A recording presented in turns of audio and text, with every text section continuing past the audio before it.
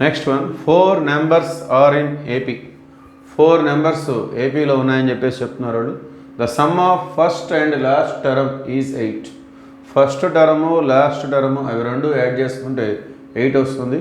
Product of both middle terms, మధ్యలో ఉన్నటువంటి రెండు మల్టిప్లై చేసుకుంటే 15 వస్తుంది. సో ఆ విధంగా చెప్తున్నారు వాళ్ళు. So the least number of the series is, so 4 numbers ఏపీలో ఉన్నాయని చెప్పారు కదా, అందులో లీస్ట్ నెంబర్ ఏమై ఉంటుందని చెప్పేసి అడుగుతున్నారు వాళ్ళు. సో 4 నెంబర్స్ ఏపీలో ఉన్నాయని చెప్పారు కదా, సో వాటిని మనం ఈ విధంగా తీసుకుందాం. Let the 4 numbers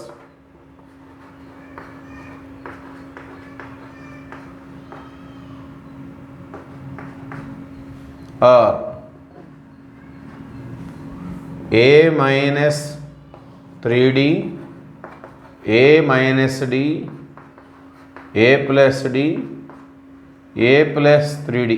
so 4 numbers ఏపీలో ఉన్నాయి అంటే ఈ విధంగా మనం తీసుకోవచ్చు. a minus 3d, a minus d, a plus d, a plus 2d. Okay, so మనం చెక్ చేసుకున్నట్లయితే కామన్ డిఫరెన్స్ అనేది ఈక్వల్గా ఉంటుంది, t2 minus t1.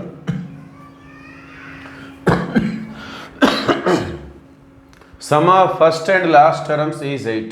So first term last term రెండు యాడ్ చేసుకుంటే సో 8 వస్తుందని చెప్పేసి చెప్తున్నారు.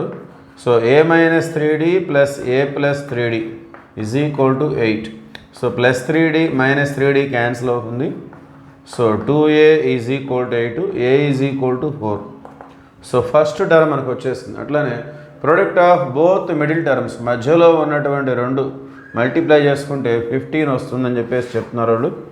So a minus d into a plus d is equal to 15.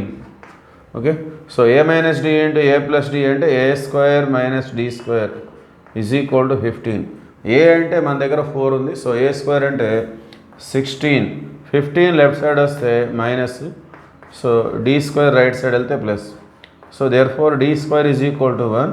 d is equal to square తీసేస్తే ప్లస్ ఆర్ మైనస్ వస్తుంది, రూట్ వస్తుంది, రూట్ 1 అంటే 1. So ఫైనల్గా d అనేది ప్లస్ ఆర్ మైనస్ 1. సో మనకు ఇప్పుడు 2 కేసెస్ పాసిబుల్ అయినాయి. కేస్ 1 a అనేది 4, d అనేది 1 తీసుకున్నట్లయితే ఈ 4 నెంబర్స్ ఎలా ఉంటాయి? a minus 3d. So a minus 3d అంటే t1 అనుకుందాం దాన్ని మనం. a minus 3d 4 minus 3 into 1 అంటే 1 వచ్చేస్తుంది.